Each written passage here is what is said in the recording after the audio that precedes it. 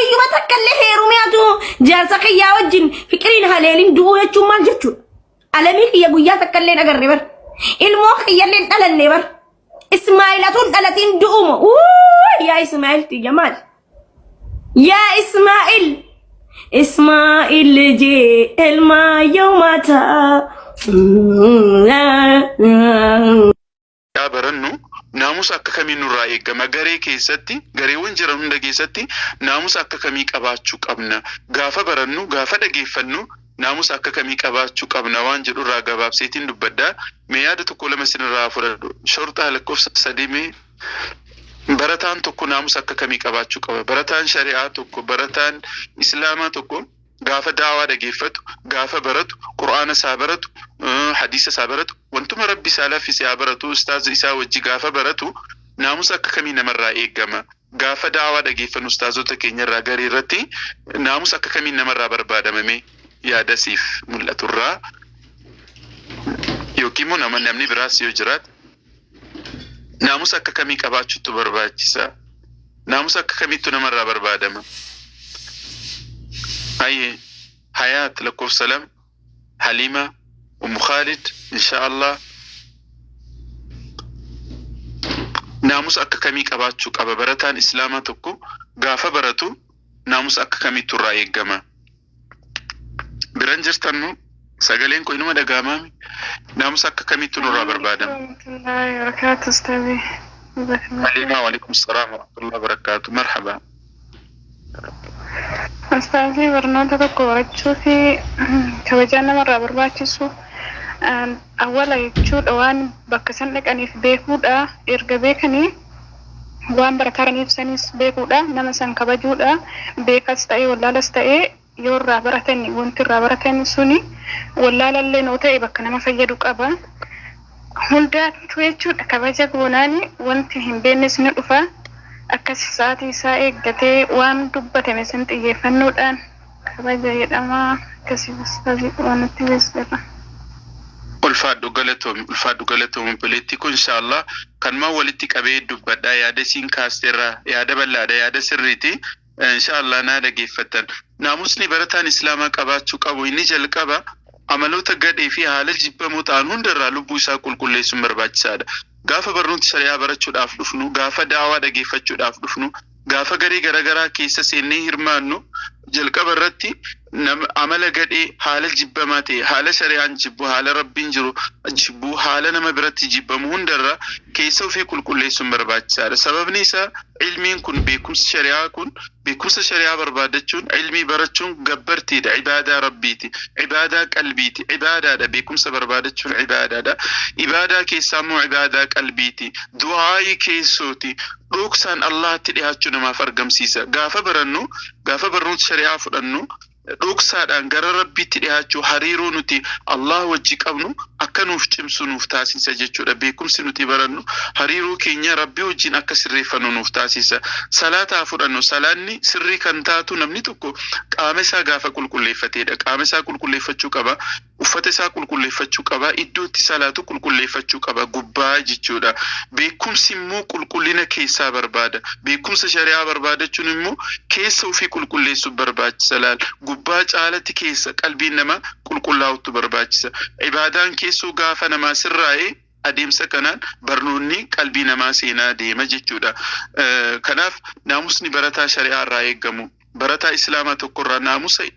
jalqaba irratti eegaman keessa garee kamuu haa seennu garee kam keessattuu haa qaraanu haa barannu naamusni nurraa eegamu amaloota gadhee fi haala jibbamaa ta'e hundarraa of qulqulleessutu barbaachisaadha jechuudha naamusni lammaffaan barataa islaamaa irraa eegamu garee kamuu haa jiraatu laal gareedhaan wal qeequun sirrii miti garee koo caalaa garee kana caalaa ebalu caalaa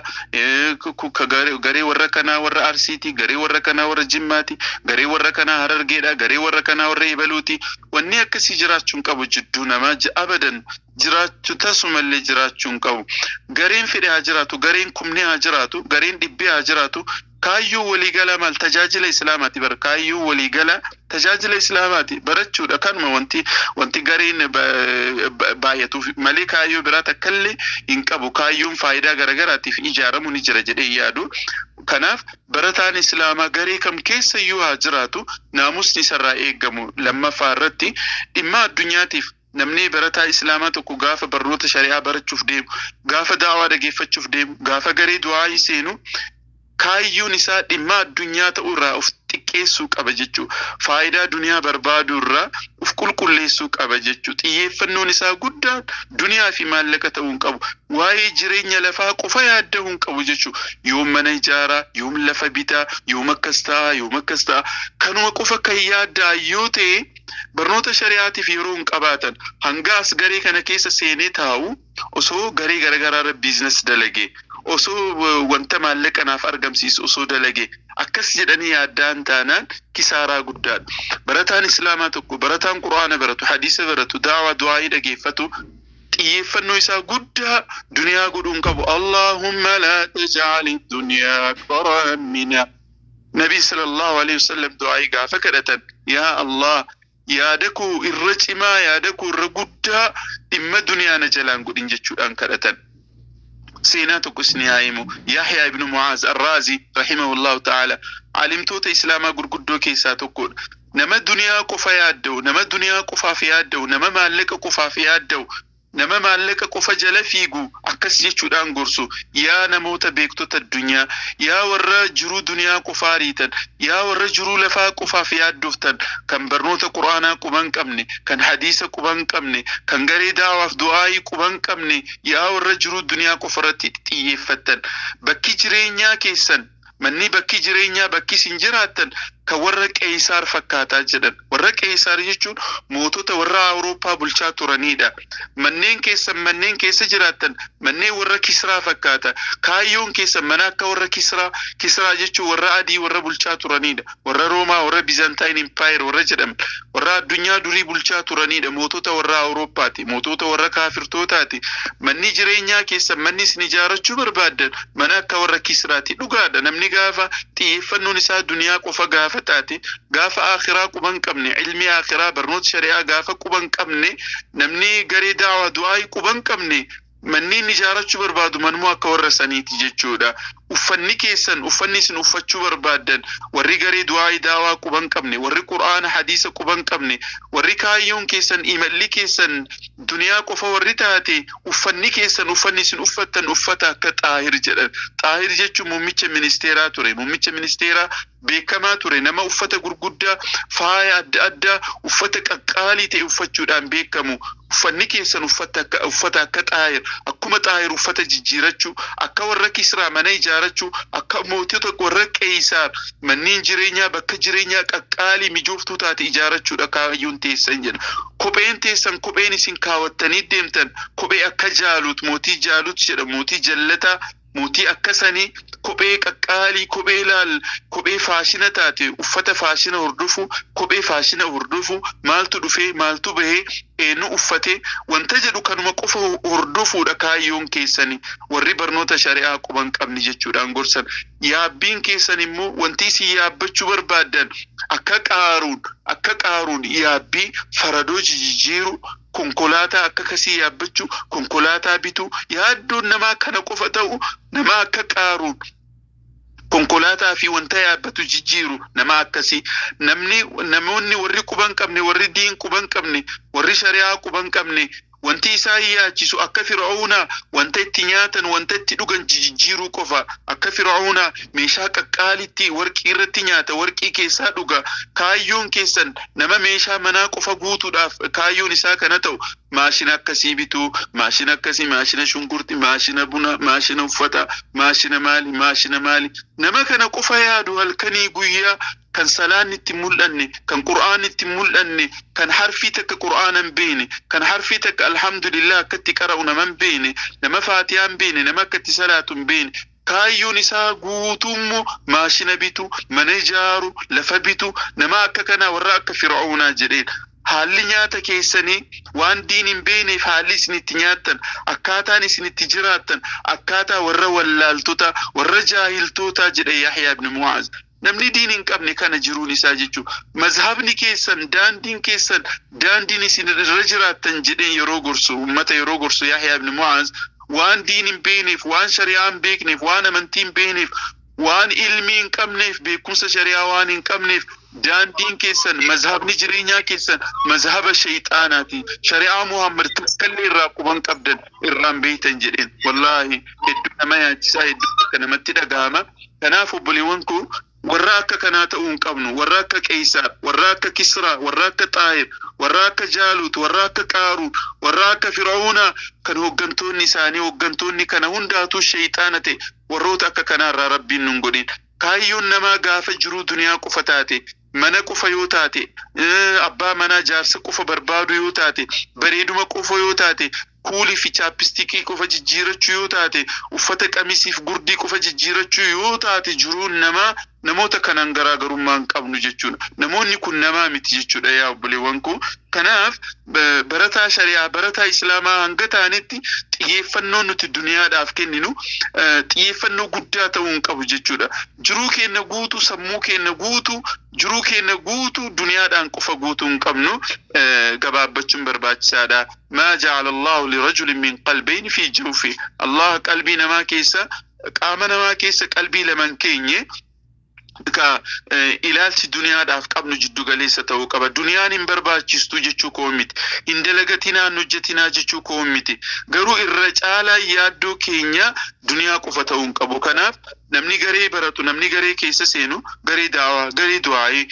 garee qur'aana garee hadiisaa keessa warri seenu kaayyoon nama kaayyoo duniyaa qofa ta'uu hin qabdu obboleewwan koo sadaffaa naamusni barataa shari'aa irraa eegamu akka waliigalaatti namni baratu tokko ilmii beekumsa irratti boonuu hin qabu jechuudha boonuu hin qabu beekumsa barbaadachuudhaaf of gadi qabutu barbaachisa of gadi buusutu barbaachisa barsiisaa isaa irratti of tuuluu hin qabu nama barsiisuu irratti of tuuluu hin qabu barataan osoo hanga fedhe beekees osoo barnootaan osoo bareedumaan isa caalees osoo maallaqaan isa caalees barsiisaa isaa ustaaza isaa sheeka isaa kabajutu irraa barbaachisa warra garee hundeessitoota garee hedduu takka dinqisee obboleettii koo Madiinaa warra garee garagaraa hundeessan hundee isaanii ni dinqisiifadha hedduu takka jaaladha hundee isaanii maaliif wanti isaan bu'uuressan kun waan asaasaati waan dhaloota irraa dhalootatti darbuudha waan namni irraa baratu waan ta'eef namoota akka kanaa kana kabajuu irraa dhageeffachuu jechuudha barsiisaaf ajajamutu barbaachisa barataan tokko barsiisaa isaatiif ajajamutu irraa barbaachisa akka dhukkubsataan tokko yaala barbaadachuudhaaf ogeessa fayyaa bira yoo deemu haakima tokko bira yeroo deemu akka inni isaan jedhetti dawaasan fudhata kiniini akka inni isaan jedhetti fudhata isarraa malee akka fedha isaatti hin fudhatu hangam tokko kabajjan haakima doktora tokko irra kabajjamoo ustaaza irra kabajju meenaaf hima eenyutu irra kabajjamme eenyu irra dhageeffattan ayyee lakkoofsa 2 Abu Baraa السلام عليكم ورحمة الله وبركاته. السلام ورحمة الله وبركاته. ما شاء الله دعائي والأمان دعائي يا دعائي طبعا ما شاء الله أي ديفما بوليسكو sagantaa du'aa irra hin jiru amma sagantaa barnoota irra jirra dhiifama maayikii keessan qabadhaati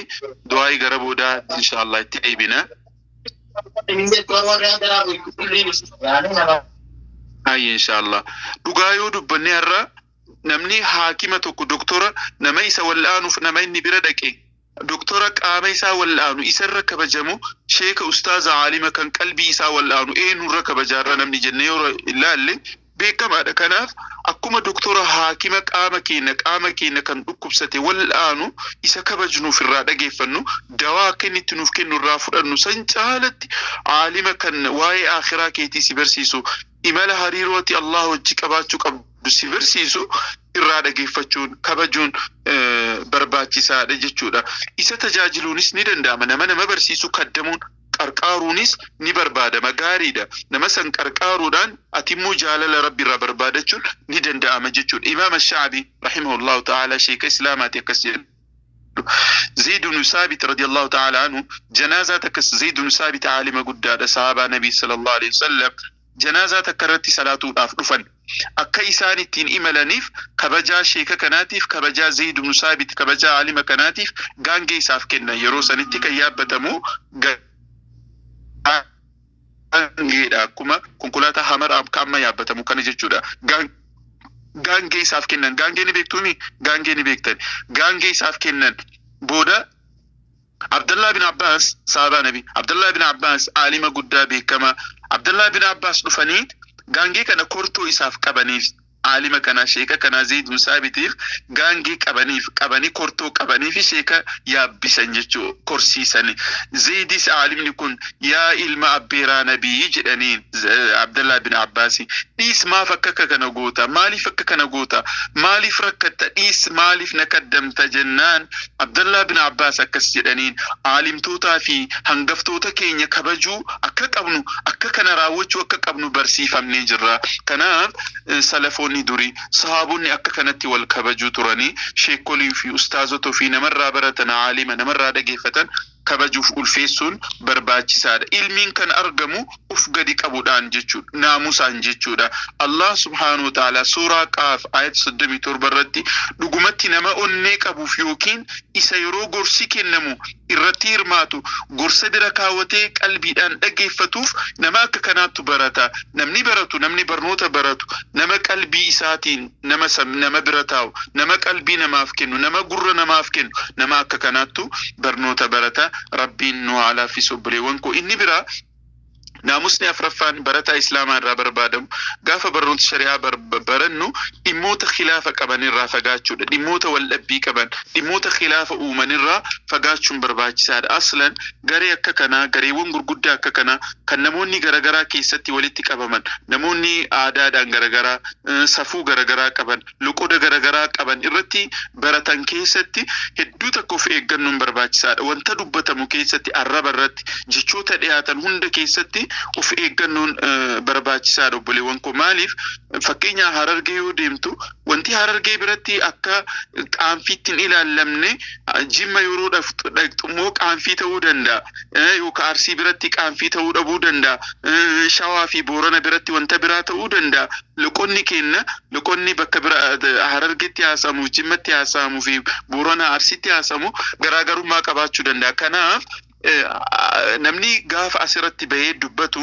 hanga danda'ameen nama walitti qabu qaba. Jecha nama walitti qabu jecha nama ijaaru jecha waliigala jecha kilaafan dhuumne jecha mararte jecha rahmata jecha jaalala jecha nagayaa jidduutti haasa'uun jechoota akkasiisan fayyadamuun barbaachisaadha. Gareewwan qur'aanaa gareewwan barnootaa garee da'waa du'aayii keessatti dhimmoonni kilaafa uuman ka'uun qaban jechuudha. Keessattuu barataan tokko gaafa barnoota hedduun nama qur'aana baratudha. Nama qur'aana barataa jiru irratti hadiisa sahihaaf da'iifa hadiisa kilaafa qaban yoo namaaf dhiyeessan ni marata namni ni sodaata. Barnoonni kun naaf hin galu jedha. Barnoonni shari'aa hin ulfaata jedha. Jalqabumaan irraa baqata jechuudha. Akka akkas hin taane dhimmoonni kilaafa uuman dhimmoonni nama gargar fageessuu danda'an kaafamuu qabanii jechuudha inshaallah. Naamusni shanaffaan barataan islaamaa tokko garee keessatti gaafa baratu guutuu qabu keessa naamusni shanaffaan beekumsa adda addaa beekumsa garagaraa yeroo tokkotti barachuun sirrii miti. Barnoota 10 barnoota 5 si'a takkatti namni tokko kan hordofu yoo ta'e hundayyuu dhiisuu danda'a. Wal duraa duuba eeguutu barbaachisa. Barnoota baay'ee murteessaa ta'e irratti xiyyeeffachuu qaba jalqaba irratti. Namni qur'aana hin qara'in namni harfii qara'uu hin beekne wanta biraa yoo deemee kan qaru yoo ta'e rakkisaa ta'uu danda'a. Kanaaf wanta bu'uuraa ta'e wanta silaa jalqaba irratti xiyyeeffatamuu qabu irraa jalqabuun barbaachisaadha obboleewwan koo. Wanta sila lakki an umriin koo 40 umriin koo 30 qur'aanan baranne garuu qur'aana qara'uun hin qaanfadha. Akkamitti ijoollee daa'ima keessa taa'ee akkamitti qara'a maal naan jedhani kan jenne yoo ta'e akkasitti hin ta'u obboleewwan koo. Kanaaf yeroo tokkotti barnoota hedduu hordofuu osoo hin taane barnoota murteessaa ta'e barnoota ijoo ta'e irratti xiyyeeffachuun barbaachisaadha jechuudha. Inni jahaffaan naamusni jahaffaan barataa irraa eeggamu barnoota eegale tokko xumuruutu barbaachisaadha. Osoo tokkoon xumurre kan biraatti darbu wantoonni akkasii sun sirrii miti. Namoota hedduu ilaaltan nama garee jijjiiran qofa argita. Namoonni hedduun akkas dhiifama naa godhaa. namoonni hedduun nama garee sanis garee kanas garee sanis waggaa keessatti garee meeqarra nama deemu ustaazotuma qofa nama jijjiiru wanti akkasii sun sirrii miti. Garee jijjiiruu osoo hin taane of jijjiiruu irratti xiyyeeffachuun barbaachisaadha. Beekamuuf osoo hin taane beekuudhaaf yaadda'uun barbaachisaadha obboleewwan koo. Ustaaza tokko bira gaafa turtan bira turaa nama san bira. Garee tokko gaafa seentan dura garee sanirra turaa. Waan tokko irraa fudhadhaa garee sanirraa. Waa tokko irraa fudhadhaa. Ji'a takka garee sheeka tokko bira, ji'a tokko sheeka tokko bira akkasanitti jijjiiruu qofa yoo taate yeroo ofiitti taphachuu ta'a. Kanaaf of jijjiiruu irratti haa xiyyeeffannu. Barnoota wanta eegaltan san wanta eegalle san haa xumurru. Wanta jalqabne osoo hin xumurre kan biraa jidduu